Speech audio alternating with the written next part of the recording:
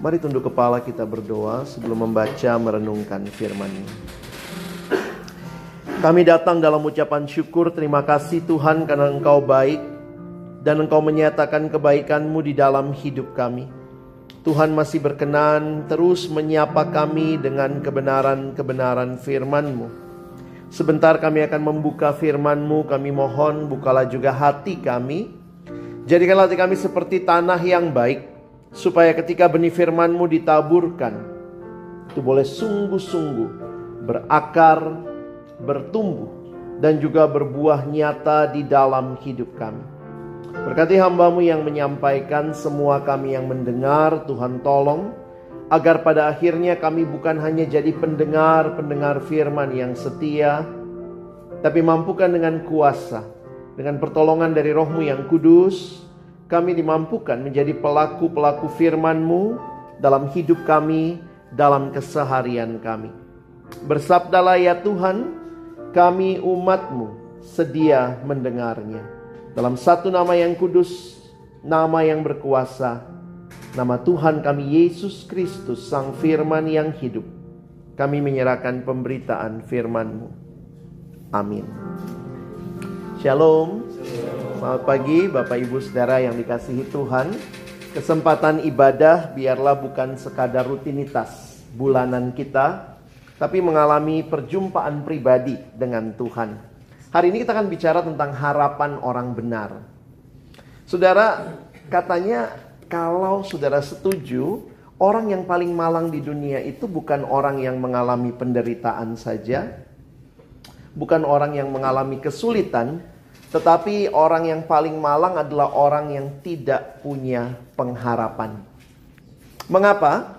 Karena orang yang sulit, orang yang menderita, tapi kalau punya pengharapan, dia masih berjuang untuk bertahan.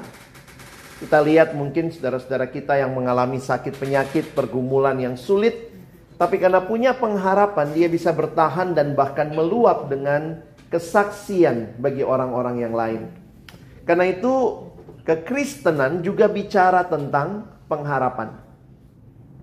Waktu saya coba memikirkan, menggumulkan tentang pengharapan, saya tiba pada kesimpulan ini Bapak Ibu Saudara ya. Sebenarnya kita itu makhluk yang diciptakan punya pengharapan. Jadi tidak ada dari kita yang sebenarnya tidak punya pengharapan. Coba nanti dipikir-pikir kalimat ini ya. Jadi yang jadi masalah kalau orang bilang tidak ada pengharapan, sebenarnya adalah dia mungkin sedang menaruh pengharapannya di tempat atau kepada hal yang salah. Jadi semua kita makhluk yang punya pengharapan. Kalau dikatakan kok rasanya saya tidak punya pengharapan lagi, itu sebenarnya sedang berbicara mungkin ada hal-hal yang kita pikir bisa kita harapkan ternyata tidak membantu kita. Nah, bagian firman Tuhan pagi ini,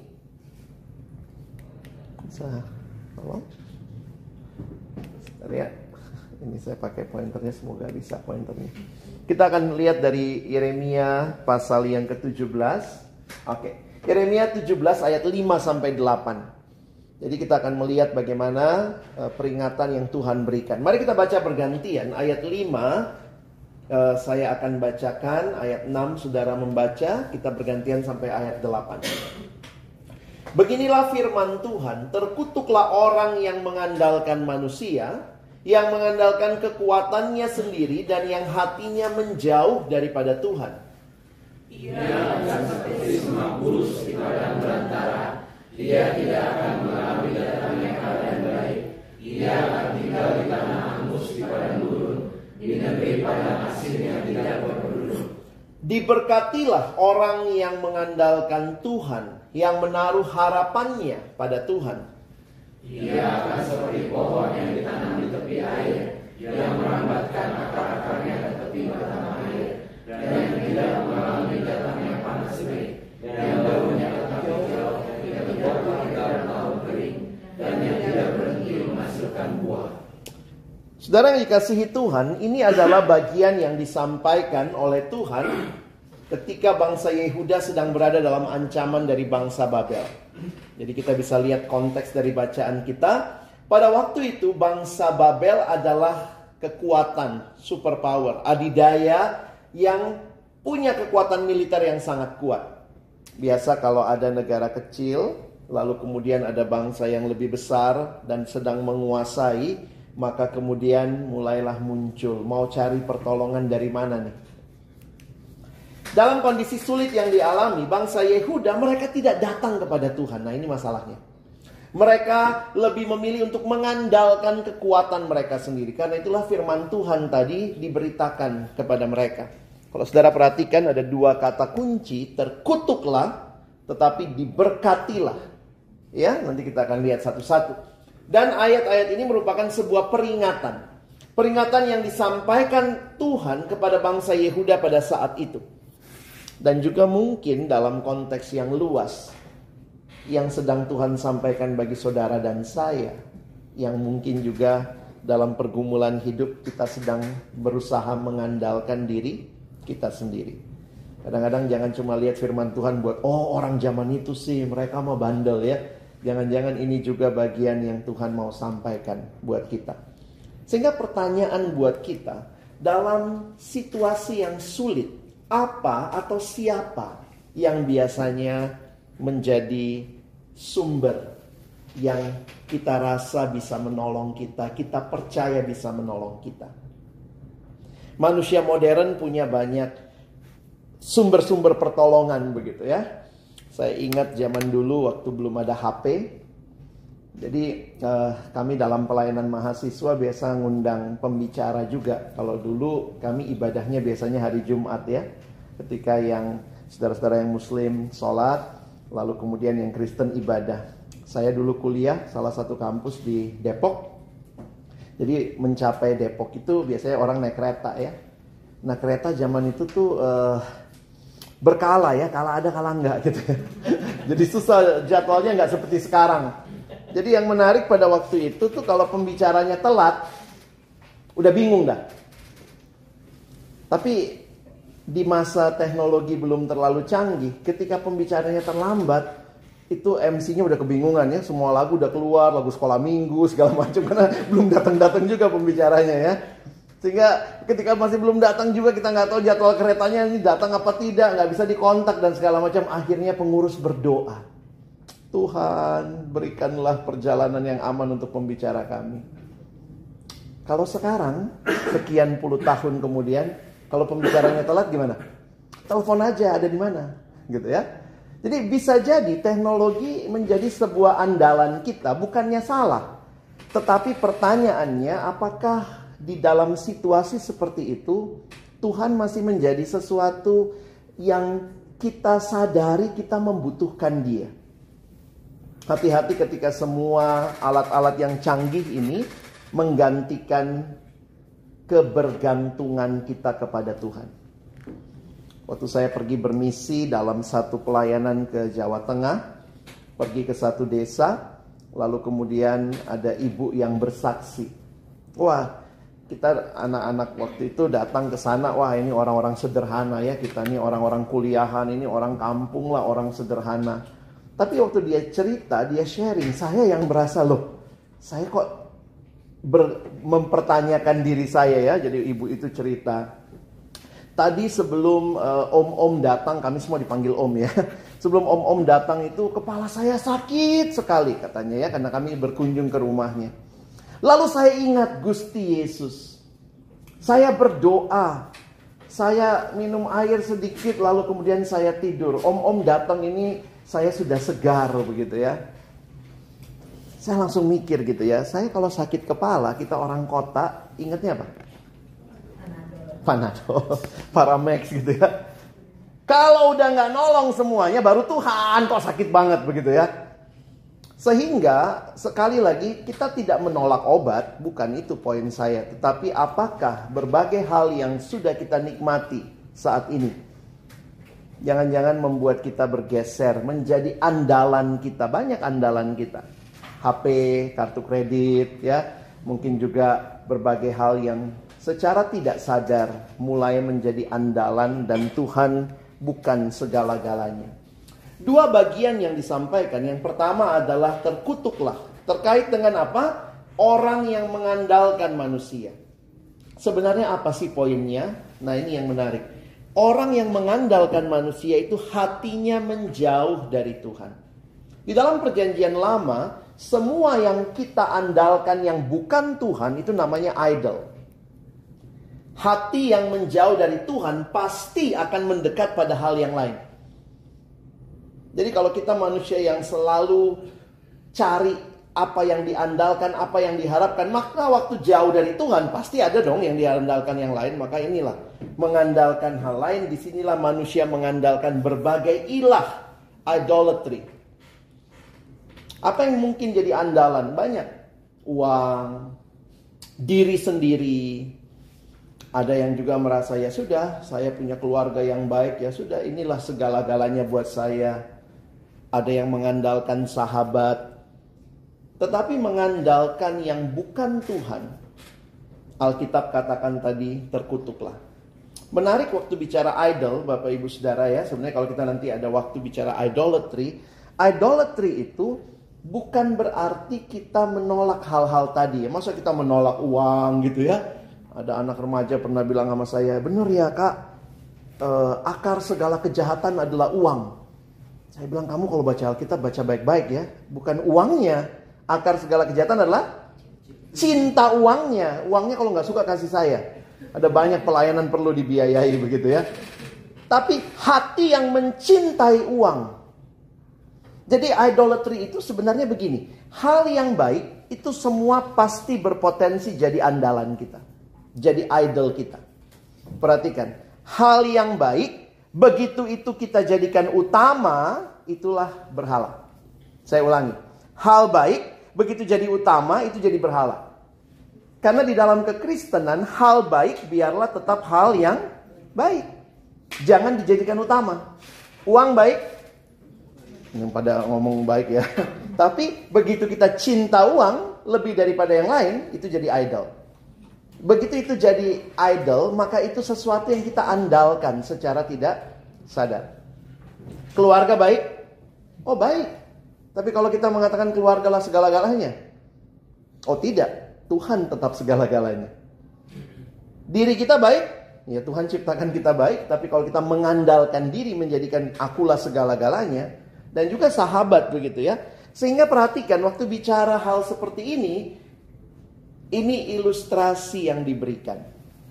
Menarik ya, Alkitab memberikan bukan hanya peringatan tetapi ilustrasi seperti apa orang yang mengandalkan Tuhan. Inilah gambarannya. Seperti semak bulus di padang belantara, ia tidak akan mengalami datangnya keadaan baik, ia akan tinggal di tanah angus, di padang gurun, di negeri padang asin yang tidak berpenduduk.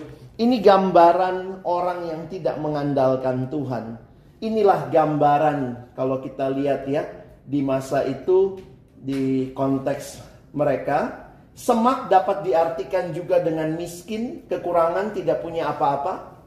Padang gurun berarti tandus. Padang asin karena asin airnya dari bawah, tidak bisa ditanami. Tidak bisa ditanami apa-apa. Orang yang tidak mengandalkan Tuhan tidak memiliki apa-apa. Meskipun kita pikir kita punya segalanya. Makanya Yesus pernah mengatakan, untuk apa seorang memperoleh seluruh dunia ini, tapi dia kehilangan nyawanya. Tidak menghasilkan apapun, tidak menjadi berkat bagi siapapun, dan dalam masa sulit mereka juga tidak menikmati, dikuatkan dan disegarkan. Karena Tuhan gak pernah janji hidup tanpa pergumulan ya. Tuhan janjikan penyertaan dalam pergumulan. Ini gambaran apa? Kalau secara sederhana saudara, ini gambaran kematian. Ini gambaran kematian. Lalu kemudian ayat berikutnya, mulailah ada kata diberkatilah. Diberkatilah orang yang mengandalkan Tuhan, yang menaruh harapannya pada Tuhan. Mereka yang mengandalkan Tuhan bicara berkat, tetapi juga karena mereka menaruh harapan pada Tuhan. Saudara perhatikan, ini berarti diberkati karena mengandalkan Tuhan, percaya dan berharap hanya kepada Tuhan, mengikuti apa kata Tuhan. Kadang gak mudah ya. Mengandalkan Tuhan itu berarti kita percaya kepada Dia, Dan hal ini seharusnya terwujud nyata dalam ketaatan kita kepada Dia. Saudara, orang Kristen kita seringkali disebut orang percaya. Bahasa Inggrisnya believer. Tapi apa satu hal yang paling sulit saudara dan saya lakukan? Percaya. Percaya bahwa memang Tuhan baik, rencananya yang terindah, dan taat kepadanya bahkan di dalam situasi yang sulit. Nah, saudara perhatikan, gambaran yang diberikan adalah gambaran kehidupan. Kalau tadi terkutuklah, gambarannya kematian. Ia akan seperti pohon yang ditanam di tepi aliran air. Ini beda banget. Yang merambatkan akar-akarnya ke tepi batang air, dan yang tidak mengalami datangnya panas terik, yang daunnya tetap hijau, yang tidak khawatir dalam tahun kering, dan yang tidak berhenti menghasilkan buah. Mengandalkan Tuhan berarti kita melekat kepada sang sumber kehidupan, sebagaimana pohon yang ditanam di tepi aliran air. Ini gambarannya kontras banget. Kutuk, berkat, kematian, kehidupan. Pohon yang ditanam di tepi aliran air itu maksudnya apa? Akan terus bertumbuh dan berakar dengan kuat. Ada tahun-tahun sulit? Ada. Tapi tetap dapat bertahan, bahkan bertumbuh dan berbuah. Ini janji firman Tuhan. Hidup yang mengandalkan Tuhan adalah hidup yang diberkati, tapi juga menjadi berkat melalui buah yang dihasilkan. Bapak ibu saudara, kita sering banget ya minta berkat Tuhan. Tapi siapa yang siap jadi berkat juga? Kadang-kadang kalau kami pendeta akhir ibadah mengangkat tangan, wah semua jemaat begini ya, karena mau minta berkat ya. Tapi berapa banyak waktu kita pulang juga kita boleh jadi berkat bagi sesama. Bahkan dalam satu kesempatan saya bilang, kalau saudara tidak siap pulang jadi berkat, tidak usah minta berkat. Kenapa? Karena kita terlalu egois. Jangan-jangan berkat itu kita pakai untuk diri kita, bahkan kita bisa lupa Tuhan dengan berkat Tuhan. Karena keinginan kita, kadang-kadang kita lebih ingin berkat Tuhannya daripada Tuhan ya saudara ya. Saya ingat punya teman, waktu anaknya masih kecil, sekarang sudah SMA. Waktu anaknya masih balita, anaknya ini senang banget, anak laki-laki senang banget sama kereta api. Mungkin karena tinggal deket rel kali waktu itu ya. Jadi anak kecil senangnya mobil-mobilan, pistol-pistolan, pesawat terbang. Anaknya ini senangnya kereta api. Jadi kalau papanya pergi kemana-mana, Papa jangan lupa pulang bawa kereta api. Jadi dia punya berbagai model kereta api kalau papanya pas traveling kemana. Nah, kadang-kadang papanya telepon dari luar begitu ya. Gimana nak? Sehat. Papa jangan lupa kereta api. Nah pas papanya pulang, anaknya balita ini langsung lari nyambut papanya. Papa. Dia peluk papanya lalu bilang apa? Papa mana? Kereta api. Begitu papanya kasih kereta api, anaknya pergi. Padahal mungkin papanya baru pulang pengen peluk-peluk anaknya dulu gitu ya. Itu mirip gambaran kita yang cuman senang berkat Tuhannya. Kita tidak terlalu senang spend time with God. We love the gift, but we don't love the giver. Sehingga ini jadi gambaran yang perlu saudara dan saya renungkan buat hidup kita. Sehingga pertanyaan yang menarik adalah, dalam masa sulit apakah kita tetap percaya bahwa Tuhan sanggup menolong kita? Maukah kita taat kepadanya? Kadang memang masa sulit itu menguji kita saudara ya. It is when we suffer that we discover that we are really trusting and hoping in ourselves or God. Saya dengar sebuah kesaksian di satu gereja, seorang ibu yang bersaksi tentang kanker yang dia alami. Dalam kondisi kanker yang dialami, dokter sudah menyerah, angkat tangan. Lalu kemudian di situ dia cerita, saudara-saudaranya mulai juga, namanya saudara gitu ya, cari tahu pengobatan alternatif sana sini. Lalu kemudian dia ketemu pengobatan alternatif di Semarang, di daerah Jawa Tengah. Singkat cerita dia ke sana dengan saudaranya. Dan sampai di sana pengobatan dilakukan. Tetapi di tengah jalan waktu dia mengikuti pengobatan ini, karena ini ngakunya pengobatan Kristen, tetapi dia melihat ini kok beberapa hal yang harus dilakukan malah sedikit klinik gitu ya. Mulai disuruh mandi pakai kembang segini, segala macam ya. Jadi ada doa Kristennya, ada kliniknya, semua dicampur gitu ya. Akhirnya ibu ini dia bilang, waktu itu saya langsung sadar, ini nggak benar. Sehingga kemudian dia bilang sama saudaranya, kita pulang. Oh, saudaranya marah. Kamu itu udahlah ikutin aja, yang penting sembuh. Wah, di situ saya kagum waktu ibu itu bilang begini. Buat apa saya sembuh, tapi saya menyangkal Tuhan. Lebih baik saya pulang. Dan akhirnya singkat cerita, dia pulang. Dia tidak mau ikuti pengobatan itu. Dan dengan caranya Tuhan yang ajaib juga memberikan pemulihan buat dia. Ya, tidak semua orang pasti dipulihkan juga ya, karena tidak semua orang juga Tuhan izinkan untuk sehat kembali. Ibu ini bisa bersaksi karena dia dipulihkan. Cuma akhirnya buat saya jadi pertanyaan, iya ya, waktu saudara dan saya mengalami kondisi sulit, di situ tuh teruji. Siapa sebenarnya yang kita andalkan? Apakah kita mengandalkan Tuhan saja, atau kita mengandalkan apa aja deh, yang penting sembuh.